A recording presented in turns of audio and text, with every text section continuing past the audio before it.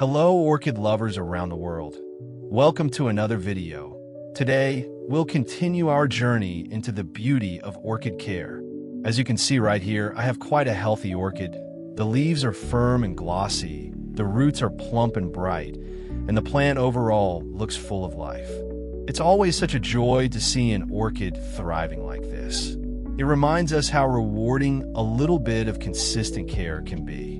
Now, although watering with clean, fresh water is good and keeps your plant hydrated, I believe we can do even more. Orchids, just like us, sometimes need a bit of extra nutrition to grow stronger and bloom brighter. So, in today's video, we're going to make a natural, homemade fertilizer that's gentle, safe, and surprisingly effective. It's made from ingredients you can easily find around your home. And the best part is, your orchids will absolutely love it. So, grab your tools, prepare your workspace, and follow along. By the end of this video, you'll have everything you need to give your orchids that extra spark of life. We will start with a coconut, a very simple yet powerful ingredient that brings so much natural goodness to your orchids. Coconut water is filled with beneficial nutrients, enzymes, and growth hormones that can help your plants recover from stress, encourage new roots, and even make their leaves glossier over time. It's a gentle, natural alternative to chemical fertilizers, which is why I love using it in my routine. Now, to begin, we'll need to break it open. You can use a machete or a large, heavy kitchen knife for this step. Always be careful while handling sharp tools. Take your time and make sure your coconut is placed securely before you strike it. A few firm hits around the middle should do the trick. Once you start hearing a crack, gently twist it open until it splits in half. What we want from this is the coconut water, that clear, refreshing liquid inside. It's what holds all the nutrients and minerals we'll be using today. Slowly pour it into a clean bowl or container. If a few bits of coconut shell or pulp fall in, that's okay for now. We'll strain it later to get a smooth, clean solution.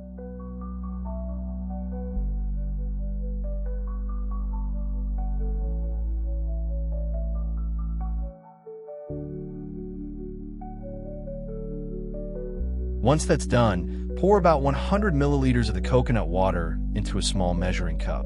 That's all we'll need for this solution. Coconut water is very rich in nutrients, so a little goes a long way.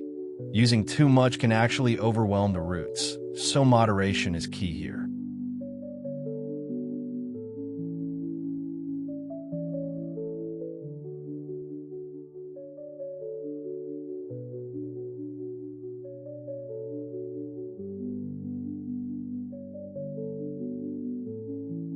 After measuring it, transfer the coconut water into a larger container.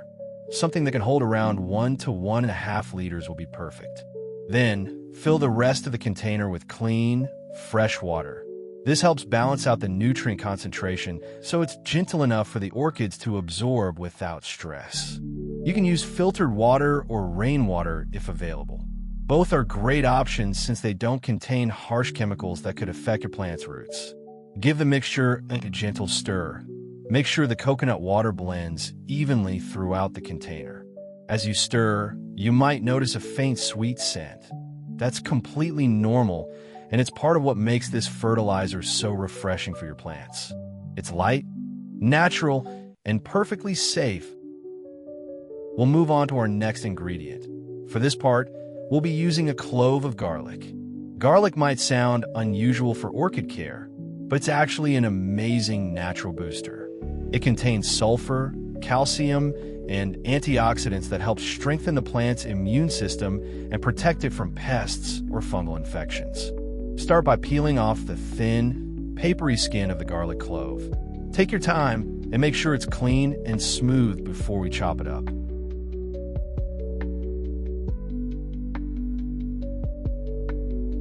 Once peeled, place it on a cutting board and carefully slice it into small pieces. The smaller you cut, the easier it will be for the nutrients to release into the solution later on. If you don't want to use a knife, you can also crush the garlic slightly using the flat side of a spoon or knife. This helps release more of its natural oils and active compounds. Don't worry if the smell is strong. That's the natural allicin doing its job. It's what gives garlic its powerful antibacterial properties.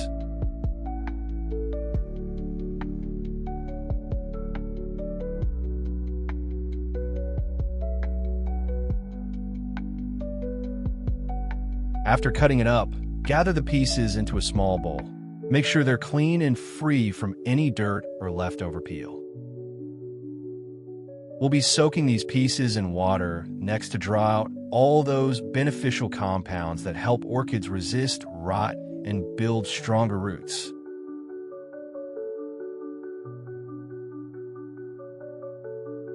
Now, grab yourself a fine strainer. We're going to filter out the garlic solution first. By this point, the water should have turned slightly cloudy with a light yellow tint. That's a good sign. It means the garlic has released its nutrients and natural oils into the liquid. Pour the mixture slowly through the strainer into a clean container. Take your time here so you don't spill or splash. Next, let's start with the garlic solution first. Using a clean tissue or soft cloth, gently dip it into the mixture, making sure it's fully soaked before we begin. You don't want it dripping wet, just moist enough so the solution can glide easily across the surface of the leaves. Now, carefully wipe the tissue along the leaves of your orchid. Start from the base and move outward toward the tip in smooth, gentle strokes. This helps remove dust, pests, and any lingering residue that may block the plant from breathing properly. The garlic solution will also leave behind a very thin protective layer. This acts like a natural shield against fungal spores and insects without harming the plant. Make sure you clean both sides of each leaf, the top for shine and the underside where pests often hide. Take your time. Orchids love this kind of attention, and the leaves will start to look more vibrant and refreshed as you go. Once you're done with one orchid, repeat the same process with the others in your collection. It's always best to clean them all in one go, so that no plant feels left behind in your care routine. After this, you'll notice how much brighter and healthier your orchids look, almost as if they're thanking you for the care.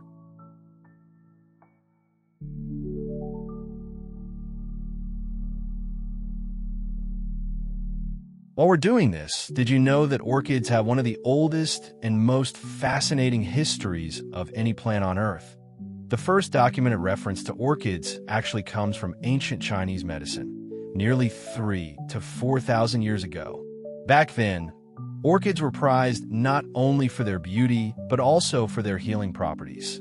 They were believed to restore strength, calm the spirit, and symbolize purity and elegance. And here's something even more incredible. Scientists discovered fossilized orchid pollen on the back of a bee trapped in amber, dating back roughly 80 million years. Just imagine that. Orchids have been around since the time of dinosaurs, quietly evolving, spreading across continents, and adapting to every corner of the world. Modern genetic studies even suggest that their origins may reach back as far as 83 million years ago, likely beginning somewhere in the northern hemisphere before spreading southward. It's amazing to think that the same family of plants we care for today has survived through so many ages, climates, and changes.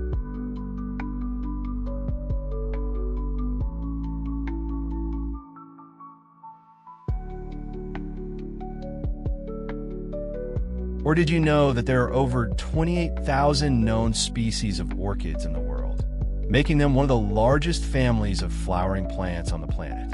They can be found almost everywhere, from humid tropical rainforests to dry mountain slopes and even Arctic tundra. Some grow high up on trees as epiphytes.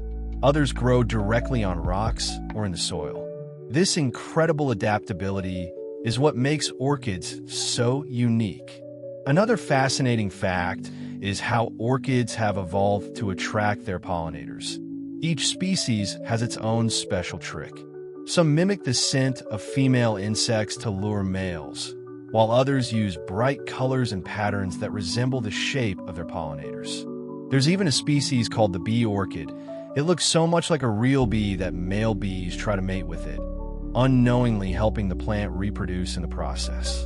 And here's something beautiful to think about. The name orchid comes from the ancient Greek word orchis, which means testicle, a reference to the shape of the plant's underground tubers. Because of that, orchids were once thought to have powerful effects on love and fertility. They were seen as symbols of beauty, luxury, and passion, especially in ancient Greece and Rome.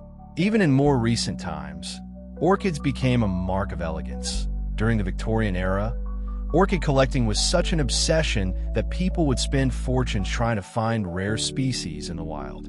It was called orchid fever, a craze that swept across Europe, driving explorers deep into jungles in search of new varieties.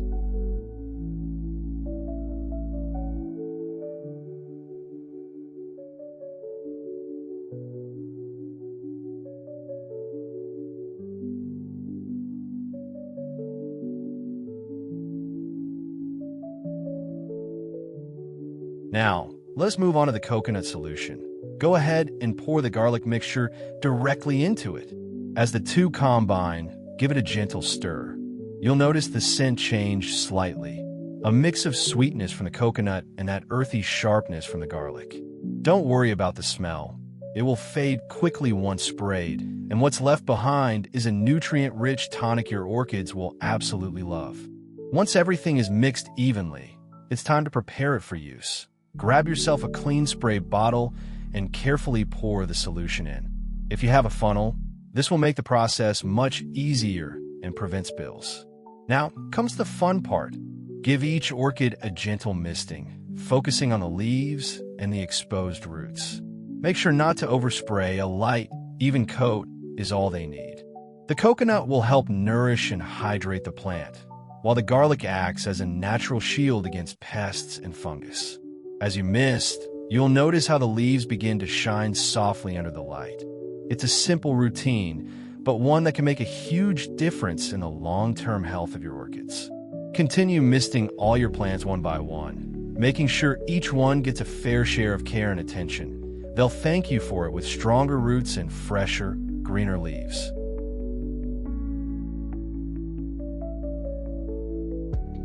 Orchid hunting wasn't always the calm, peaceful hobby we know today. Back during the Victorian era, it was actually a fierce and dangerous competition. People were so obsessed with finding new and exotic orchid species that they sent explorers, known as orchid hunters, deep into jungles, mountains, and faraway lands, all in the name of discovery and prestige. This period became known as orchid delirium, a kind of orchid madness that swept across Europe in the 1800s. Wealthy collectors would pay enormous sums of money for rare orchids, sometimes more than what people earn in a whole year. Because of that, orchid hunters often risked their lives, crossing crocodile-infested rivers, climbing cliffs, and enduring harsh weather, just to bring back a few precious plants. Many of these expeditions didn't end well. Hunters faced diseases, wild animals, and sometimes even hostile encounters with rival collectors. There are stories of explorers setting traps, stealing each other's finds, or sabotaging shipments to keep rare species for themselves. It was a world driven by beauty and greed all at once. And yet, thanks to those daring and sometimes reckless orchid hunters, hundreds of new species were discovered and documented during that era, some of which we still grow and admire today. When we look at our orchids now, blooming safely on a windowsill or in a garden, it's incredible to think how far people once went just to find flowers like these.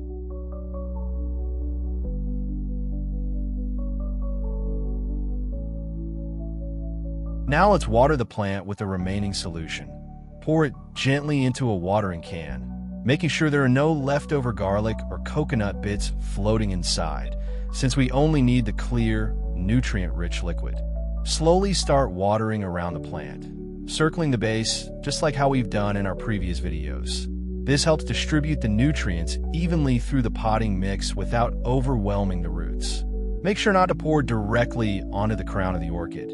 That's the soft center where the leaves meet, because if water collects there, it can lead to rot over time. Instead, aim for the bark and moss, allowing the solution to seep down naturally. As you water, you'll notice the bark darkening slightly. That's a good sign the mix is absorbing moisture properly. Take your time here. Orchids appreciate slow, even watering rather than a sudden flood. You can even tilt the pot slightly to help any excess drain out through the holes at the bottom.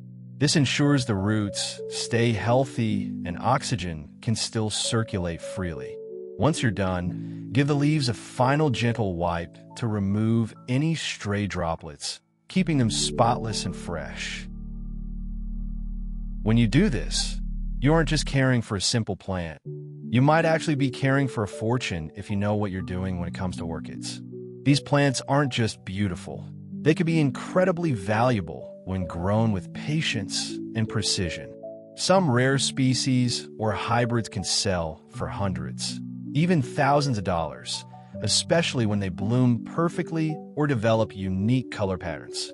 But beyond the price, what truly makes them special is the experience. Nurturing them, watching new leaves sprout, and finally seeing that first flower open after weeks of care.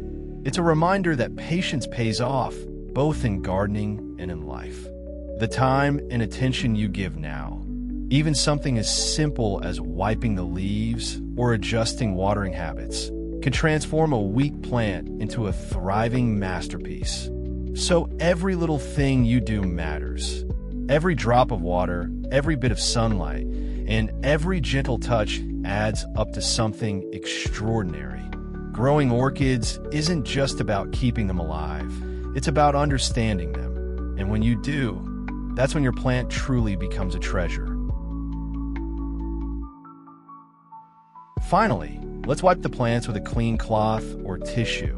Take your time and move gently along each leaf, starting from the base and gliding toward the tip. This motion not only removes excess moisture, but also helps clear away any dust, residue, or leftover droplets from our earlier misting.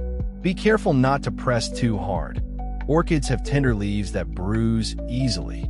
The goal here is to keep them clean, dry, and free of any water that might pool in the joints.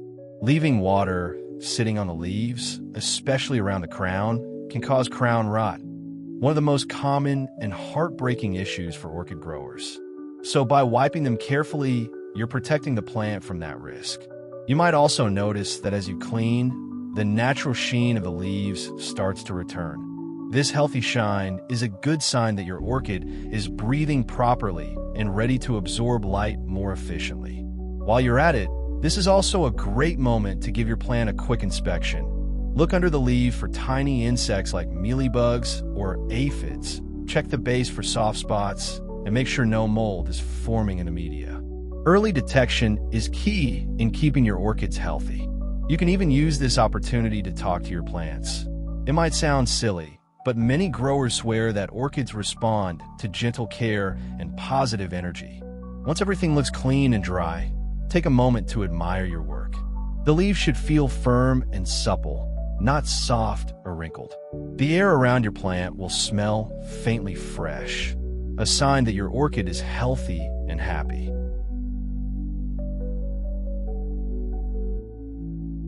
And there you have it, another beautiful session of caring for our orchids. From preparing the natural fertilizer to gently cleaning and watering, every little step brings your plant closer to full health and stunning blooms.